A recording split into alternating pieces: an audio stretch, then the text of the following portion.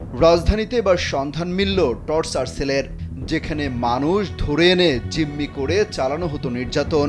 মুক্তিপণের টাকা না পেলে দেয়া হতো ইলেকট্রিক শক। শুক্রবার বিকেলে রাজধানীর কলাবাগানের একটি ফ্ল্যাটে সেনাবাহিনীর অভিযানে সন্ধান মেলে টর্চার সেলের। গণমাধ্যমে প্রকাশিত ভিডিও ফুটেজে দেখা যায় একটি রুমের মধ্যে নির্যাতন চালানোর সব উপকরণ রয়েছে, যেখানে ধরে আনা হতো টার্গেট করা ব্যক্তিদের, আদায় করা হতো মোটা অঙ্কের টাকা, কেউ দিতে না চাইলেই চালানো হতো অমানসিক নির্যাতন, দেয়া হতো ইলেকট্রিক শক। তাদের এই অপকর্ম যেন কেউ টের না পায়, তাই নজরদারি বাড়াতে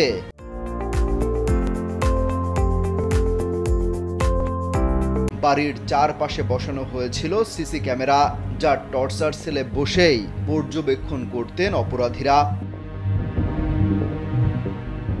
গোপন সংবাদের ভিত্তিতে কলাবাগানের এই ফ্ল্যাটে অভিযান চালায় সেনাবাহিনী। উদ্ধার করা হয় দেশীয় অস্ত্রসহ নির্যাতন চালানোর নানা সরঞ্জাম। ৩ ঘন্টার অভিযানে পাওয়া যায় 2টি বিদেশি পিস্তল, একটি শটগান।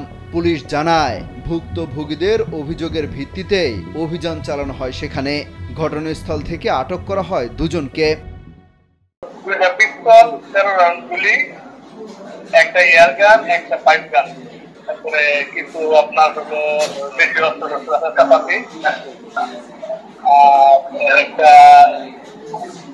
অস্ত্রের মধ্যে এগুলো আর কি, অন্যান্য 2 জন আটক, 1 জন পলাতক। সেনা কর্মকর্তারা বলছেন, আগামীতেও এই ধরনের অভিযান অব্যাহত থাকবে। অমিত হাসান রবিন, কালবেলা।